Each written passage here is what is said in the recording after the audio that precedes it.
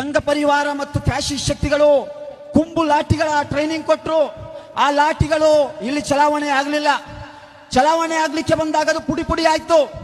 ನಂತರ ತ್ರಿಶೂಲವನ್ನ ತಂದ್ರು. ಇದೇ ದಕ್ಷಿಣ ಕನ್ನಡ ಜಿಲ್ಲೆಯಲ್ಲಿ ತ್ರಿಶೂಲ ದೀಕ್ಷೆ ಮಾಡುವ ಮುಖಾಂತರ ದೇವಸ್ಥಾನಕ್ಕೆ ಒಬ್ಬ ದಲಿತ ಸಹೋದರ ಪ್ರವೇಶಿಸಿದೆ ಎಂಬ ಕಾರಣಕ್ಕೆ ಅವನ ಮೇಲೆ ಚಲಾಯಿಸಲಿಕ್ಕೆ ಬಂದ್ರು. ಅದನ್ನು ಕೂಡ ಸೋಲಿಸಿದ್ರು. ನೀವು ದಕ್ಷಿಣ ಕನ್ನಡ ಜಿಲ್ಲೆಯ ಜನರು, ನಿಮಗೆ ಸಲ್ಯೂಟ್ ಮಾಡ್ತೇನೆ. ನಂತರ ಮುಂದುವರೆದು ನಮ್ಮ ಕೊಡಗಿಗೆ ಬಂದು ಏರ್ಗನ್ನ ತರಬೇತಿಯನ್ನು ಕೊಡ್ತಾ ಇದ್ದಾರೆ. ನಾನು ಒಂದು ಮೆಸೇಜ್ ಅನ್ನು ಕೊಡ್ತಾ ಇದ್ದೇನೆ.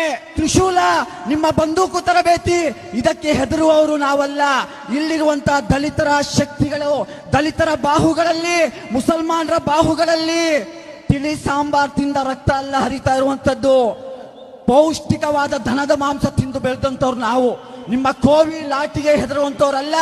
Social democratic party of India ಎಂಬಂತ ಸಾಫ್ಟ್ವೇರ್ ಇವತ್ತು ಅಪ್ಡೇಟೆಡ್ ಆಗಿದೆ.